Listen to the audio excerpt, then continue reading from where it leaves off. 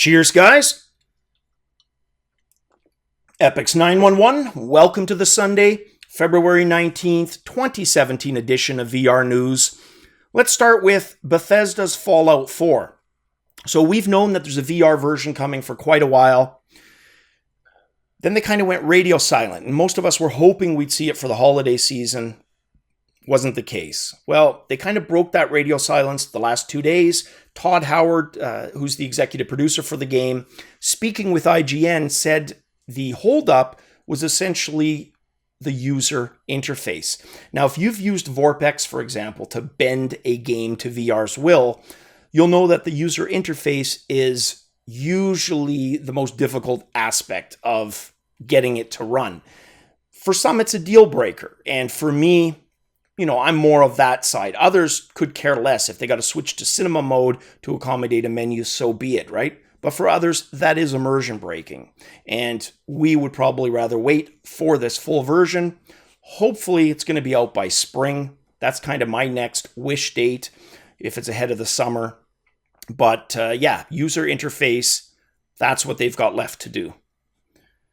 And he also described how it's all going to be wrist-based through the PIP, which I did mention a few months ago.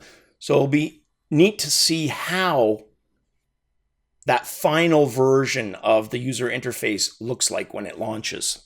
I'm really curious. All right, next story. AltSpaceVR, the social app that is pretty much everywhere, except for PlayStation VR and Google Daydream. Well, within the last 2 days, it's now available on Google Daydream. They announced an app.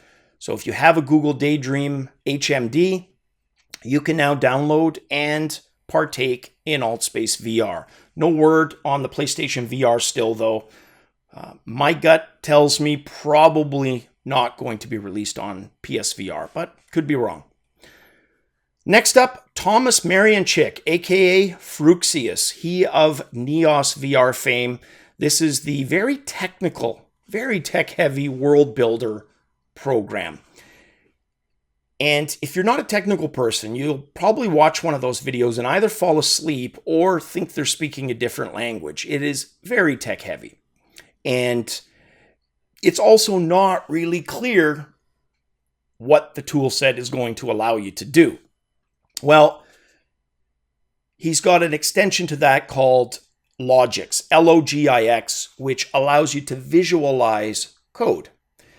And you don't have to be a technical person to get that. Look, if there was a way to actually look at programming code, picture your own writing, for example. You've written a story that's 10 pages long, and be able to order that in a visual way that you can almost encapsulate and work on all your work kind of in front of you. I mean, yeah, you could lay out 10 sheets of paper, but with code, it gets very complex, very fast. And what he demonstrates in the link below is how you can work with the code. So he does stuff like linking, he's got some loops, and you see that all take place around him and collaboratively, which is the really cool thing. So if you're game programmers working remotely, to be able to collaborate on code like that in a visual sense, right? It's one thing to hover over somebody's shoulder and watch them code on a screen, but I can see a real benefit to being able to do it this way. Hell, you could have a team in there, the entire AI programming team if you're a big budget AAA game company, for example. So lots of potential for that. Wish him only the best of luck. Hopefully we're going to see that in the future play an important role.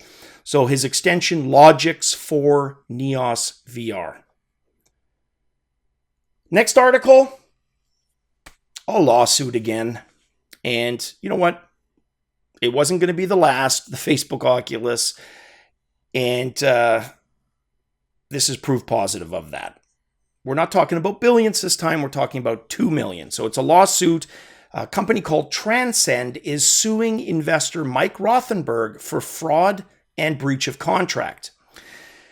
Now, just to boil down, their argument is that he's basically been treating investment funds like his own personal bank account, i.e. making withdrawals and, not Not doing things above board is the claim. So we'll see which way that goes.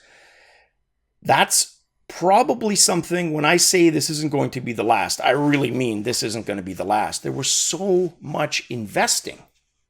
Just the last 6 months, I mean, we've talked about billions of dollars invested in virtual reality. There's probably going to be people out there looking to make a quick buck and, sorry, but looking to scam people. And hopefully that's not the case here, or they settle. But what we don't need is more negative stuff coming to light with the wonderful acronym of VR attached to it. So hopefully, if there are more, there are things that can be settled without having to be launched into the public domain.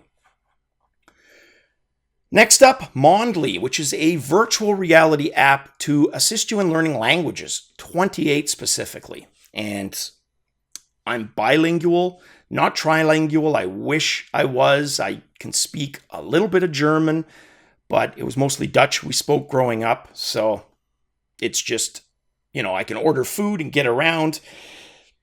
But I've always felt it's an advantage to know a couple of different languages.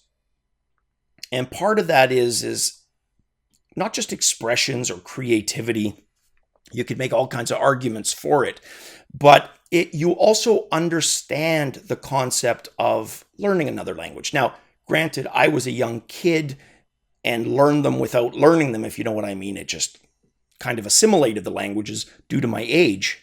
When you're young, you're very flexible, your brain, and you can learn to speak languages, right, without accents. That kind of changes in the late teens.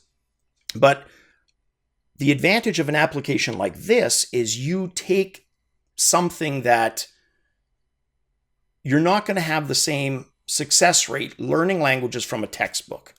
Yeah, at the end of the day, you might be able to speak passable book English, but so much gets said in English that a book really can't prepare you for. Just some of our expressions like, hey, what's up? What do you mean, what's up? People would take that literally. Of course, for English speakers, that means, how are things? How's it going? Even though it sounds nothing like that. And it's those little nuances that a VR app could assist you with. But one thing most people who've learned other languages will agree on is that you've got to immerse yourself. You can do a little bit via book. You can watch some movies and TV shows, but you've got to speak to native speakers and you've got to mingle where native speakers congregate. So if that means going to the country in question or maybe a district in your city where it gets spoken quite a bit, that is traditionally one of the best ways to learn. There's a YouTuber that I follow, LaoY86, who lives in China. He learned to speak Mandarin, which I thought was really freaking cool. He's been there about 7 years now, 8 years now. But again, immersing yourself in the culture, just a great way to learn. With Mondly, you'll be able to do that. You'll be able to have restaurant scenarios or shopping or tourism. So a lot of what you read about in the books, you'll actually be able to participate in almost as if it was a real life class with people playing those roles. So lots of cool potential there. And then the last story, the top 10 lessons learned. And this is from a medical doctor. His name is Doctor Brennan Spiegel. He's kind of taken a lead role in using virtual reality in his hospital. Now, we've talked about VR in hospitals before, just recently using it for children who are going to be undergoing MRI scans, as an example. Well, what he's tested, Dr. Spiegel, is the ability to have virtual reality mitigate pain and psychological issues. And of his 10 findings, I mean, some are way out there, but some of them make a lot of sense. And they're things we know, but didn't necessarily put a label to. For example, his first point, he says you can literally see two distinct moments that prove when VR is working its magic. The first, cognitive immersion, kind of that first, your brain settling in, and then physiologic immersion, when you actually realize you can walk or move. And that does happen. It happens with everybody. When we talk about, changing the attitude of the most negative of people, it's exactly that transformation that happens that contributes to that. So he's got a bunch more points in there. Even a negative response to VR allowed him to come up with a positive, meaning he had a theory that it was a psychological pain. The VR was not able to do anything to address that, so he dug deeper and found out it was actually something physically happening in the patient's body. And yeah, it's just interesting because it's probably the fourth different take on VR in the medical industry that we've talked about. All right, guys, that is it for Sunday and the weekend, unfortunately. Cheers, guys.